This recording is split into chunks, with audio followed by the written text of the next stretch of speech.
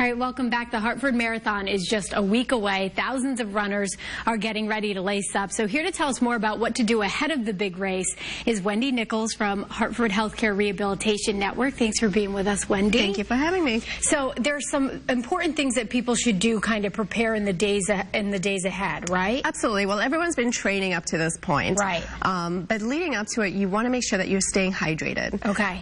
The day of the race, you want to make sure you're stretching before, and come and see us after the race for post-race stretching too. Oh, okay, so you guys are going to be there at the Hartford Marathon. Yes, we will be in Bushnell Park. There'll be a big balloon arch so everyone will be able to see us. We're right under the arch. And they can come and stop by afterward to make sure that they work their muscles out, because it's important. Why is that important to stretch after? It's really important to stretch afterwards because actually stretching afterwards reduces the length of time that you have the muscle soreness. So it doesn't take it away completely, but reduces the length of time that you're sore.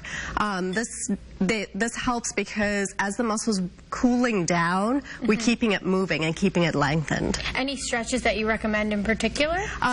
Before the race, the stretches that you really want to do is focus on your hamstrings, your glutes, your quads, your gastrocs, so the lower part of your leg. Okay. You want to make sure that you're focusing on those big muscle groups that you're going to overuse. Exactly, you're going to overuse those ones. And what about after? Can you show us some of the ones that you would have them doing after? The ones afterwards we actually do on the athletes. Oh, okay. But I can show you some ones to do before that'll help out. So the first one we do, in the business, we call it the monster walk. Okay. So just standing and walk and I would do this as well, but I'm wearing a dress. So we'll let Wendy do it. It's opposite arm, opposite leg. Okay. So that's for the hamstrings. Then you have the glutes where you're just pulling your knee towards your chest. Okay. Making sure you're not rotating too much. That's really important.